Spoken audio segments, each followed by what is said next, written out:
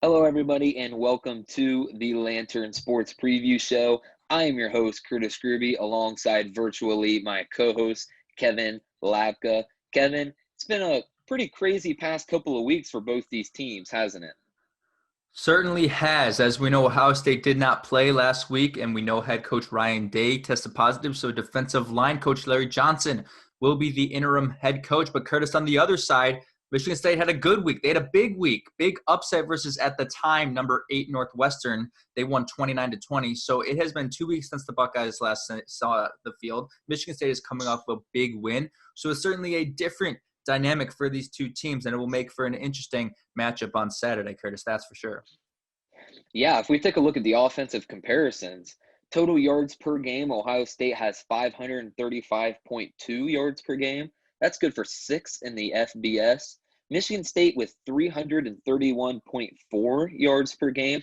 That is 111th in the FBS. And if you think 111th is bad, let's look at points per game. Ohio State with 45.2 points per game. That's fifth in the FBS.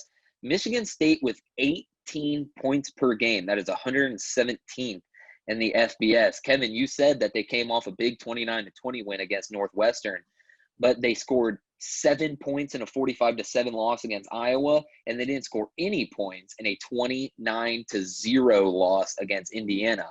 So Michigan State, they do struggle to put up points. And why they struggle to put up points is because they want to rely on their running attack. They want to try to run the ball, take up as much time on the clock as they can, and control the line of scrimmage. But the problem is that their defense is giving up a lot of points, and they are not letting the offense do what they want to do. So Michigan State gets down early in games, and then they have to rely on Rocky Lombardi, the quarterback, to pass the ball and try to catch up in these games, and they're just not getting it done. Let's take a look at the defensive stats, though, Kevin. So you mentioned Michigan State gives up 31 points per game, which is quite a bit. But you want to look at their opponent yards per play. This is a different stat, a new stat. But only 4.7 opponent yards per play, 15th in the FBS. Ohio State's right there at 5.7 at 84th. But what this means is Michigan State is not allowing quick strike plays, big time chunk plays that the Ohio State offense is used to. So you're going to have to watch out for that because Ohio State relies on those chunk plays to get down the field quickly and get into the red zone, where teams get in a lot against Michigan State. 5.2 attempts per game in the red zone, 117th in the FBS for teams going up against Michigan State's defense. Ohio State, they're at 3.5, not too bad at 54th. So Ohio State's going to have the opportunities in the red zone. And now they only have a 79% red zone scoring percentage, so they need to have that number a little bit higher because the opportunities are going to be there on Saturday. They're going to get in the red zone. Now, the point is they have to score when they're in there. But let's go to fact or fiction. Curtis, your first one is Ohio State trailing anytime during the game at all. Are you going fact or fiction for that? So I'm actually going to go fiction. And I know that Ohio State has missed 2 of their last 3 games. Head coach Ryan Day won't be there. So I honestly do think Ohio State is going to come out of the game a little sloppy, but I do think Ohio State makes the proper adjustments either at halftime or whenever it may be. And then I really think that they put it on Michigan State. Ohio State, they kind of have a lot to prove.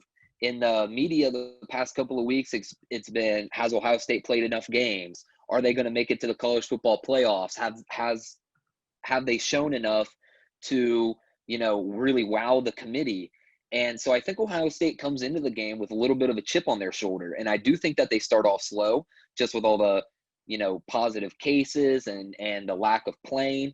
But I do think that once they find their groove, they really put it on Michigan State. So I am going to go fiction. I do not think Ohio State will trail at any time during the game.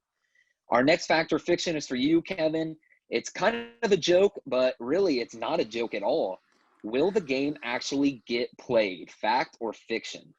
No, Kurt, it's not a joke. I mean, we simply don't know. I mean, I have no idea. And part of that comes from the fact that Ohio State does not release their numbers. They do not release the names of the players who tested positive. And that makes a question like this a lot more difficult to answer because we simply do not know the extent of the outbreak that we saw last week.